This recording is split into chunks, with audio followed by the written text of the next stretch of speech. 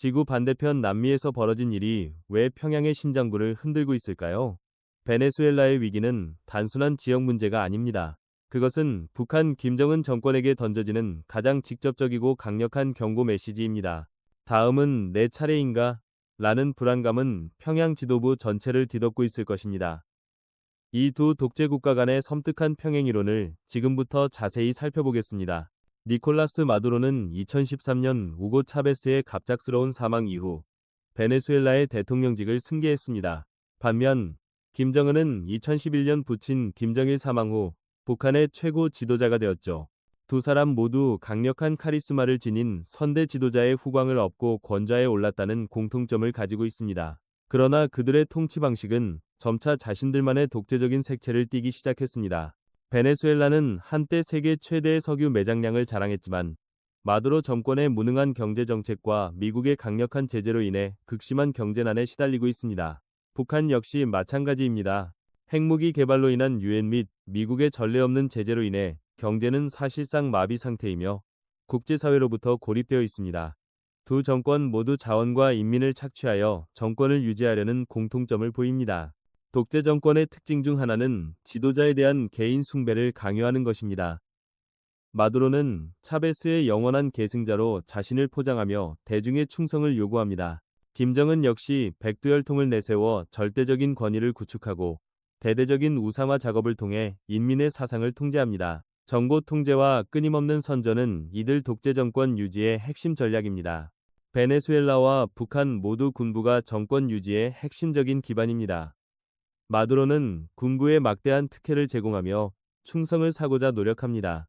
북한 김정은 역시 군에 대한 통제를 강화하고 고위 간부들에 대한 잦은 숙청과 포상을 반복하며 내부 결속을 다집니다.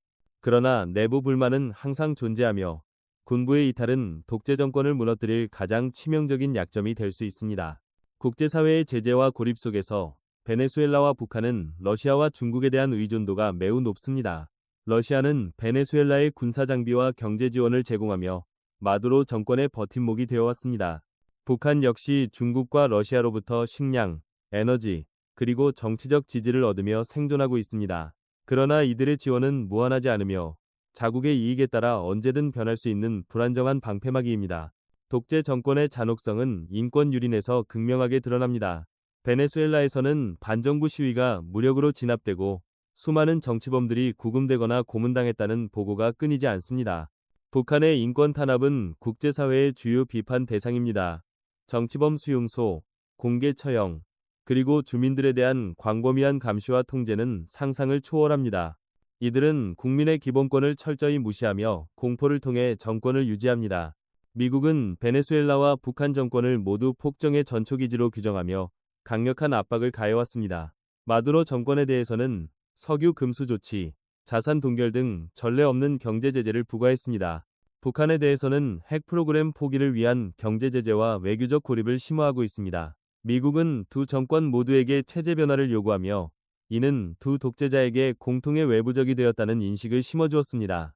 아무리 강력한 독재 정권이라 할지라도 내부의 불만과 저항은 언제나 존재합니다.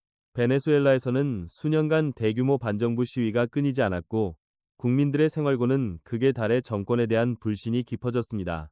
북한 역시 장마당 경제의 확산과 외부 정보 유입으로 인해 주민들의 의식의 변화가 생기고 있습니다. 두 정권 모두 언제 폭발할지 모르는 내부 불안정이라는 시한폭탄을 안고 살아가고 있습니다. 결국 이 두 독재 정권의 운명은 어떻게 될까요? 베네수엘라 마두로 정권의 위기는 김정은에게 단순한 해외 소식이 아닙니다. 그것은 자신의 미래를 비춰보는 거울이자 한반도의 미래를 예측할 수 있는 중요한 변수가 됩니다. 국제사회의 압박, 내부의 불만, 그리고 변화하는 지정학적 환경 속에서 이들의 생존 전략은 과연 성공할 수 있을까요? 아니면 역사는 다시 한번 독재자의 비극적인 종말을 기록하게 될까요?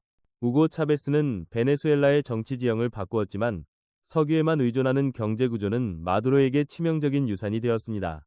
유가 하락과 무능한 정책이 겹치며 차베스의 그림자는 마두로에게 영광이자 벗어나기 힘든 짐이었습니다. 김정일은 선군 정치로 군사력을 최우선 삼았고 김정은은 핵개발로 이를 계승했습니다. 강력한 군사력은 정권 유지의 핵심이지만 국제 제재와 고립을 초래하는 양날의 검입니다. 마두로는 취임 초기부터 야당을 탄압하고 사법부를 장악하며 권력 기반을 다졌습니다. 2017년에는 재헌의회를 소집해 국회 권한을 무력화시키며 독재 체제를 강화했습니다. 김정은은 집권 초기부터 고위 간부 숙청을 단행하며 권력을 공고히 했습니다. 특히 고모부 장성택 처형은 잔혹성을 보여주며 내부 공포를 극대화했습니다. 어떤 친인척도 그의 권위에 도전할 수 없음을 분명히 했습니다. 북한에서 백두혈통은 김씨 일가 통치 정당성의 핵심 이데올로기입니다. 김정은은 조부와 부친의 후광을 등에 업고 권력을 세습했습니다.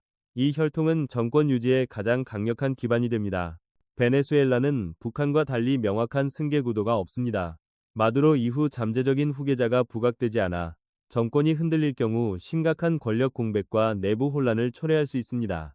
베네수엘라는 수년 동안 전례 없는 초인플레이션에 시달렸습니다. 통화 가치가 폭락하고 구매력이 사라져 국민 삶을 피폐하게 만들었습니다. 물가 상승은 멈추지 않아 사회 전체를 마비시켰습니다. 북한은 1990년대 고난의 행군 시기 대규모 아사 사태를 겪었습니다. 현재는 나아졌지만 만성적인 식량 부족에 시달립니다. 자연재해와 제재는 북한 주민들의 생존을 위협합니다. 국제유가 하락은 베네수엘라 경제의 치명타였습니다. 석유 수출에 전적으로 의존하던 국가는 수익 감소로 국가 재정이 파탄났고 마두로 정권의 경제적 무능함을 드러냈습니다. 북한은 몇 차례 경제개혁을 시도했지만 중앙통제 시스템과 시장 메커니즘 부재로 실패했습니다. 2009년 화폐개혁은 심각한 경제 혼란을 야기하며 정권의 한계를 보여주었습니다. 베네수엘라와 북한 모두 암시장과 밀수가 성행합니다. 주민들은 생필품을, 정권은 제재 회피를 위해 불법 거래에 의존합니다.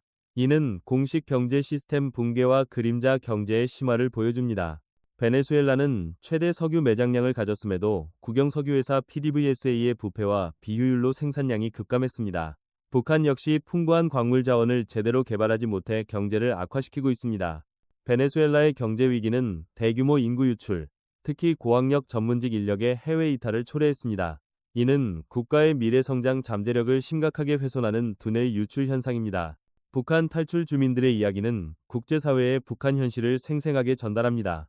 목숨을 걸고 탈북하는 이들은 체제의 잔혹성과 주민들의 고통을 증언하며 정권에 대한 도전을 의미합니다. 베네수엘라 정부는 대부분의 주요 언론사를 통제하며 정보의 흐름을 막습니다.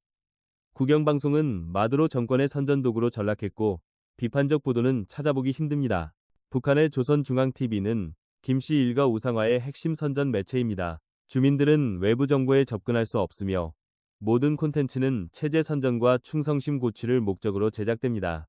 베네수엘라와 북한 모두 어린 시절부터 체제에 대한 충성심과 지도자 숭배를 교육합니다. 학교 교과서는 정권 이념으로 가득하며 독재 정권의 영속성을 보장하려는 핵심 전략입니다. 마두로는 정기적으로 대규모 대중집회와 행사를 통해 자신의 권력을 과시합니다. 붉은 옷을 입은 차베스 지지자들이 모여들고 마두로는 연설하며 내부 결속을 다집니다. 북한의 대집단체조 아리랑과 열병식은 압도적인 규모의 집단 예술입니다. 수만 명의 인원이 지도자에 대한 절대적 충성과 체제 위대함을 선전하며 정권의 조직력과 통제력을 과시합니다. 베네수엘라와 북한 모두 공포와 광범위한 감시를 통해 체제를 유지합니다. 정보기관은 반대파를 감시하고 북한은 주민 상호 감시로 내부 통제를 강화합니다.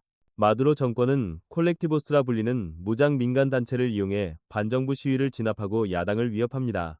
이는 정권이 비정규 무장 세력을 동원해 통제를 강화하려는 전략입니다. 북한은 국가보위성, 사회 안전성 등 거대한 내부 보안기관으로 주민 삶을 통제합니다. 거주지 이동의 자유는 없으며 사소한 불만도 정치범 수용소로 이어질 수 있습니다. 베네수엘라 군부는 마두로 정권의 핵심 버팀목이며 반정부 시위를 무자비하게 진압하는 데 동원됩니다. 실탄 사용으로 수많은 사상자가 발생했고 군의 충성이 정권 생존의 결정적 요소입니다. 김정은은 2013년 고모부 장성택을 전격 숙청했습니다. 이는 정권 초기 권력 강화 사례이자 김정은의 잔혹성을 보여주는 사건입니다. 내부 공포를 극대화하며 권위에 대한 도전을 불허했습니다. 북한의 선군 정치는 군사력을 국가 최우선 과제로 삼습니다. 민생 경제가 파탄나도 국방력 강화에 집중하죠. 이는 김정은의 권력을 유지하지만 주민들의 희생을 강요하는 정책입니다. 베네수엘라와 북한 모두 군부가 국영기업 운영에 깊이 관여하며 막대한 경제적 특혜를 누립니다. 이는 군의 충성을 확보하나 부패를 조장하고 경제 비효율을 심화시킵니다. 미국은 마두로 대통령을 비롯한 베네수엘라 고위 관리들의 자산을 동결하고 비자 발급을 제한했습니다. 이는 정권의 돈줄을 죄고 핵심 지지층 이탈을 유도해 정권 교체를 압박하려는 의도입니다. 북한은 핵무기 개발로 유엔 안보리로부터 강력한 제재를 받습니다. 석탄, 철광석, 섬유 등 주요 수출품과 석유 수입이 제한되어 경제에 타격을 입었고 핵포기 압박의 핵심 수단입니다. 마두로 정권은 미국에 대항하기 위해 쿠바, 이란과 유대를 강화했습니다. 쿠바는 정보 및 보안 인력을, 이란은 석유 교역을 지원합니다. 이는 국제적 고립을 탈피하려는 전략입니다. 김정은 정권은 끊임없이 미사일과 핵실험을 감행하며 국제사회를 위협합니다. 이는 내부 결속을 다지고 대외적으로 군사력을 과시하는 수단이자 협상 우위를 점하려는 전략입니다. 러시아는 베네수엘라에 차관을 제공하고 군사장비를 판매하며 마두로 정권의 생명줄 역할을 해왔습니다. 러시아 석유 회사들은 베네수엘라 석유 산업에 투자하며 서방 제재를 우회합니다. 중국은 북한의 가장 중요한 경제적 후원자이자 외교적 방패막이입니다. 그러나 중국은 북한 핵개발 비난과 한반도 안정 유지 사이에서 복잡한 줄타기를 합니다. 전략적 이해관계에 기반한 관계입니다. 김정은은 트럼프와의 회담을 통해 국제사회에 등장했으나 비핵화 협상은 결렬되었습니다. 베네수엘라에서도 마두로 정권과 야당 간의 대화 시도는 번번이 실패했습니다. 노르웨이, 멕시코 등 국제사회의 중재 노력에도 불구하고 베네수엘라와 북한 문제는 해결되지 못했습니다. 두 독재 정권 모두 권력 유지를 위해 최소한의 양보조차 거부했기 때문입니다. 국제 엠네스티 등 인권 단체들은 베네수엘라의 고문, 자의적 구금, 초법적 처형 등 심각한 인권 침해 사례들을 지속적으로 보고합니다. 마두로 정권은 이를 부인하며 국제사회 비판을 무시합니다. 북한의 정치범 수용소 관리소에 대한 보고서는 상상을 초월하는 잔혹함을 보여줍니다. 수십만 명이 강제 노동과 고문, 공개 처형에 시달리며 이는 유엔이 규정한 인류에 대한 범죄입니다. 베네수엘라 학생들은 정부 부패와 독재에 맞서 거리로 나섰습니다. 무장 콜렉티보스에 맞서 저항했지만 많은 이들이 체포되거나 부상당했습니다. 학생 시위는 민주주의 운동의 중요한 부분입니다. 북한 내부에는 외부 정보를 몰래 유통하고 체제에 대한 불만을 공유하는 은밀한 저항 세력이 존재합니다. 이는 주민들의 사상에 균열을 일으키며 장기적으로 체제를 약화시킬 수 있습니다. 베네수엘라와 북한 모두 수많은 정치범들이 비인간적인 환경에서 구금되어 있습니다. 열악한 위생, 영양실조, 고문 등으로 인권이 철저히 유린되며 자유와 생존의 권리를 박탈당합니다. 베네수엘라와 북한에서는 언론의 자유가 거의 존재하지 않습니다. 독립 언론인들은 정권의 탄압 대상이며 정부는 언론사를 폐쇄하거나 국유화하여 체제 선전만을 허용합니다. 국제형사재판소 ICC는 베네수엘라 마두로 정권의 반인도적 범죄 혐의 조사를 진행합니다. 이러한 국제적 법적 압박은 독재자들에게 중요한 메시지이며 개인적인 책임 추궁으로 이어질 수 있습니다. 김정은은 막강한 권력을 가졌지만 후계 구도는 불확실합니다. 여동생 김여정이 부상하지만 김정은에게 만약의 사태 발생 시 권력 승계를 둘러싼 혼란이 예상됩니다. 베네수엘라 야권과 시민사회는 민주주의 회복 노력을 멈추지 않습니다. 마두로 정권의 방해에도 불구하고 자유롭고 공정한 선거를 통한 평화로운 정권 이양 열망은 강합니다.